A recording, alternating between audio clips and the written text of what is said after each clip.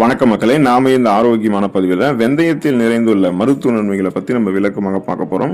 வெந்தயம் மிகச்சிறந்த ஒரு மருத்துவ குணம் நிறைந்திருக்கக்கூடிய பொருளுங்க. இதுல நார்சத்து, புரதம், இரும்புச்சத்து மற்றும் மேங்கனீஸ் போன்ற அடிப்படையான அத்தியாவசியமான ஊட்டச்சத்துக்கள் இருந்திருக்கு.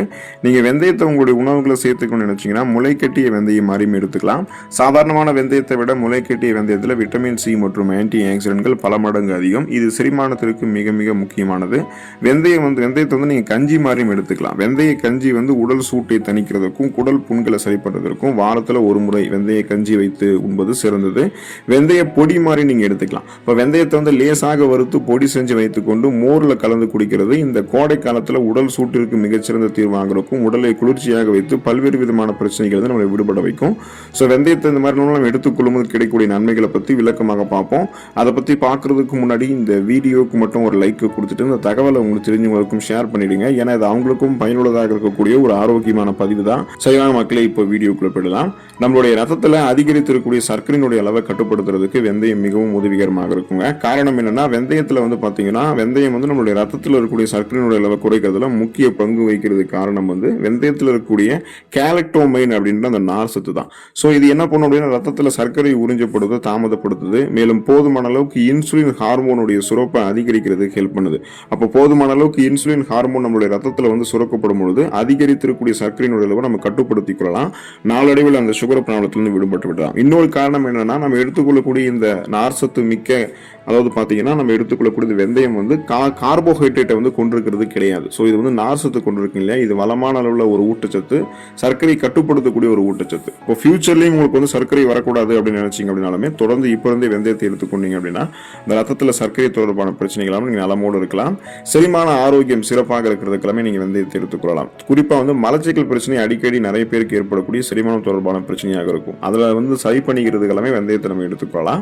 காரணம், வெந்தயத்தில் இருக்கக்கூடிய அதிகப்படியான ஃபைபர் என்று சொல்லக்கூடிய நார்சத்து குடல் இயக்கத்தை சீராக்கி மலச்சிக்கலை தீர்க்குது. நம்ம சாப்பிடக்கூடிய உணவுகளை செரிக்க வைத்து செரிமானமான உணவுகள் ஊட்டச்சத்துக்களை உறிஞ்சி மீதம் இருக்கக்கூடிய கழிவுகளை குடல்கள்லேயே தேங்க வைக்காம குடல்கள் வெளியேற்றி விடுது. இதனால சீரற்ற குடல் இயக்கம், கடுமையான மலச்சிக்கல், வயிற்று வலி, வாயு பிரச்சனை, வயிற்று பொறுமல் இந்த மாதிரி எதுவுமே இருக்காது. வயிற்று புண் கூட நமக்கு இருக்காது. இப்போ நெஞ்செரிச்சல் மற்றும் அமிலத்தன்மை, அசிடிட்டி இருக்கிறவங்களுக்குலாம் வெந்தயம் ஒரு சிறந்த மருந்து. ஸோ இது வயிற்றினுடைய உட்புற சுவர்களில் ஒரு பாதுகாப்பு படலத்தை நமக்கு உருவாக்கும். இதனால அல்சர் எல்லாம் ஏற்படாமல் தடுக்கிறதுக்கு முன்னாடியே வெந்தயத்தை உங்களுடைய உணவுகளை நீங்க தொடர்ந்து எடுத்துக்கொள்ளலாம். அப்போ ஒட்டுமொத்த வயிறு குடல் ஆரோக்கியத்தை மேம்படுத்தி செரிமான மண்டலத்தையே வலுப்பெற வைக்கிறதுக்கு எல்லாமே வெந்தயம் மிகச்சிறந்த ஒரு உணவுப் பொருளாக இருக்கும். இதய ஆரோக்கியத்தை மேம்படுத்திக் கொள்வதற்கும் தேவையில்லாத கொலஸ்ட்ரால்ஸை குறைத்து கொண்டு ஆரோக்கியமாக உடலை பல நாட்களுக்கு நம்ம ஆரோக்கியமாக வைத்துக் கொள்வதற்குமே வெந்தயம் உதவிகரமாக இருக்குங்க. வெந்தயம் என்ன பண்ணும் அப்படின்னா, நம்மளுடைய ரத்த நாளங்கள்ல படிந்திருக்கக்கூடிய எல்டிஎல் அப்படின்னு சொல்லக்கூடிய கெட்ட கொழுப்பு குறைக்கிறதுக்கு ஹெல்ப் பண்ணும். மேலும் அந்த கெட்ட கொழுப்புகள் படியாமலும் பாதுகாத்துக் கொள்ளும். நம்முடைய உடலுக்கு வேண்டிய HDL அப்படின்னு சொல்லக்கூடிய நல்ல கொழுப்பு போதுமான அளவுக்கு வெந்தயம் நம்மளுடைய உடல்ல அதிகரிக்கும். குறிப்பா வெந்தயத்துல பொட்டாசியம் சத்து இருக்கிறதால நம்முடைய நரம்புகள்ல இறுக்கங்கள் ஏற்படாம பாதுகாத்துக் கொள்ளும். இதனால ரத்த அழுத்தத்தை நமக்கு கட்டுப்படுத்தி இதய நோய்கள் வரக்கூடிய ஆபத்தை வெந்தயம் குறைக்கும். ஸோ இது எப்படின்னு கேட்டீங்கன்னா, இப்ப பொட்டாசியம் சத்து இருக்குங்க இல்லையா, இது பிபி ப்ராப்ளத்தை உங்களை கண்ட்ரோல் பண்றதால உங்களுடைய உடல் நரம்புகள், ரத்த நாளங்கள்ல இறுக்கங்கள் எதுவும் இருக்காது. குறிப்பா ரத்த நாளங்கள்ல எந்த கெட்ட கொழுப்புகளும் படியாம வெந்தயம் முன்னாடியே பாதுகாக்குது. ஸோ இதனால ரத்த ஓட்டம் போதுமான அளவுக்கு இதயத்துக்கு சீரான அளவில் கிடைச்சிட்டே இருக்கும். இதயத்துக்கு வேண்டிய ரத்த ஓட்டம் சீரான அளவில் கிடைக்கிறதால இதய துடிப்புமே சீரான அளவில் இருக்கிறதால மாரடைப்பு, பக்கவாதம், இதய தமனிகளில் வீக்கம் ஏற்படுதல், இதய தசைகள் வலுவிழந்து போகுதல் போன்ற எந்த விதமான கடுமையான பக்க விளைவுகளுமே உங்களுக்கு ஏற்படாது. இதயம் பன்மடங்கு உங்களுக்கு பலமாகவே இருக்கும். சருமம் மற்றும் கூந்தல் பராமரிப்பு சிறப்பான வகையில் இருக்கிறதுக்கு நீங்க வெந்தயத்தை எடுத்துக்கொள்ளலாங்க.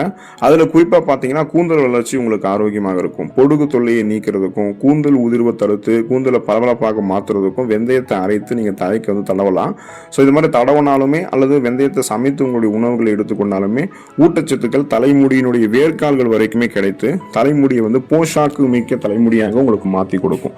இதன் மூலமாக முடி கொட்டுறது, சின்ன வயசுலேயே இளநரை பித்தநரை ஏற்படுறது, பேன் பொடுகு தொல்லை ஏற்படுறது, இந்த மாதிரி உங்களுக்கு எதுவுமே இருக்காது. பொலிவு இழந்த கூந்தல் அமைப்பு உங்களுக்கு பொலிவாக மாறும். அடர்த்தியாக வளரக்கூடிய கருகருவென்று வளரக்கூடிய கூந்தல் அமைப்பை நீங்க வெந்தயத்தை எடுத்துக்கொள்ளும் போது பெறுவீங்க.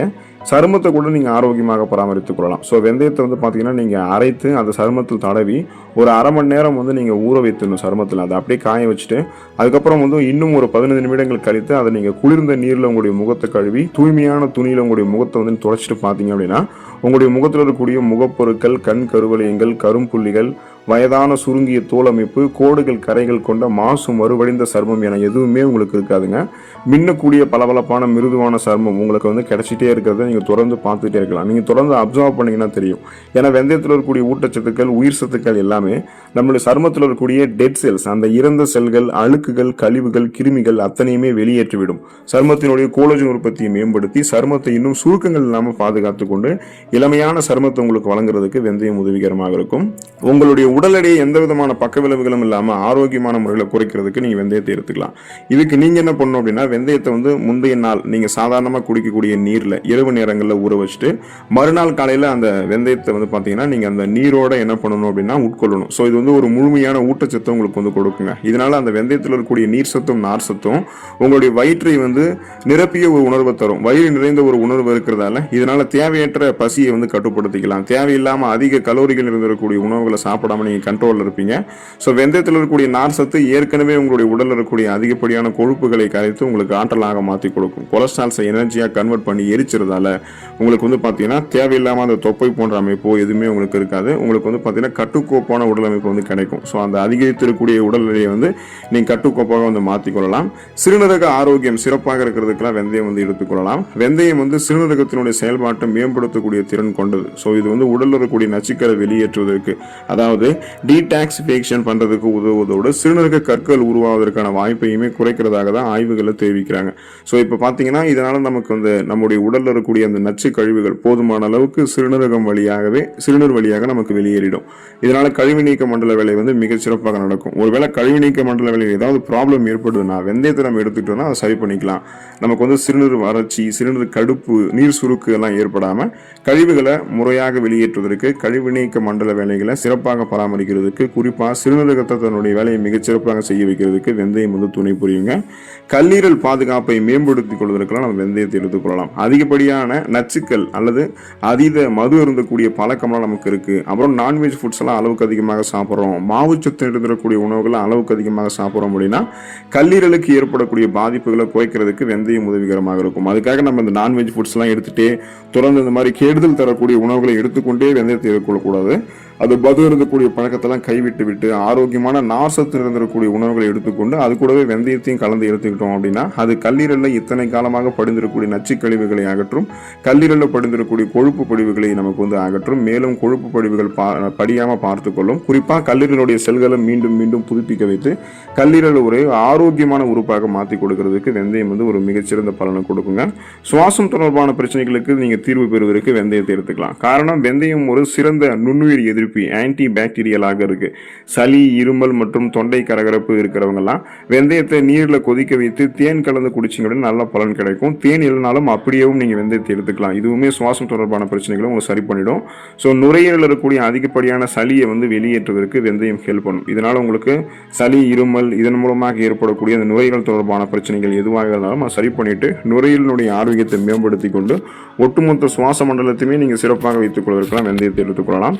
தொடர்ந்து வெந்தயத்தை உணவுகளில் எடுத்துக்கொண்டு உடல்நலத்தை பராமரித்து ஆரோக்கியமாக இருங்க. அடுத்த ஆரோக்கியமான பதிவில் மறக்காமல் சந்திப்போம். நன்றி மக்களே.